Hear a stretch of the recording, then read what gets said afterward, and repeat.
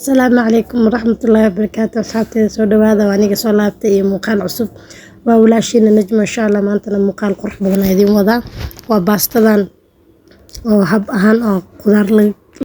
qudaar ka sameeyay asxaabteeda soo dhawaada insha Allah muuqaalka haduu ku cusub yahay subscribe saar aad u mahadsantihiin insha Allah haduu ilaahay idin soo dhawaada markaba insha Allah sharaxi doona waxyaabaha ku daray meesha waxa ku soo diyaarsaday kaabish waayo toon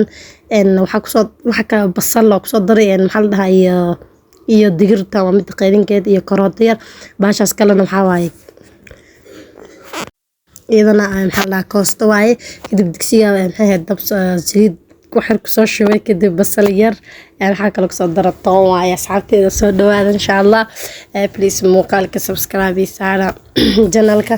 muuqaalkana like saara hore joogtid insha Allah igu soo biir هذا ما سنتها انت سبسكرايب كي صارت دمانتين هذا ما سنتين ان شاء الله انت داوت دمانتين هذا ما سنتين على كل حال واكاس اصحابتي كدب انا ku soo daray xogaa yar oo filfil shiidan ku soo daray kadib waxaan ku soo daray digirta ku soo daray marka intaan aad duulayd maxaa roos fiican oo soo shiilo insha Allah duulayd basta waxa sameeyay kartaa markii oo yaanyo iyo waxa iska hormaata amal sida garacad amal iska dhanfaant kusoo tuuranay markii oo digirta ku soo daray kadib waxa ku soo daray kaabishka si fiican ku soo shiilay markii oo kaabishka wax biyo dhan kuma daran kaabishka ku soo fiican soo shiilay kadib waxa ku daray koostadii oo si fiican soo jarjaray koosta hore uma soo karinin koosta midaas oo kariimahan caadi ahaan leewaaye markii maxaa la dhahaa koosta si fiican markii soo dhax gashay kadib waxa sameyn doona insha Allah baastada ku soo dari doona haduu ilaahay idmo cusbeero ku soo daray wixii soo dhan diyaar waa saabteen faant marka waa kaas hadana baastada markii oo ku soo daray kadib waaye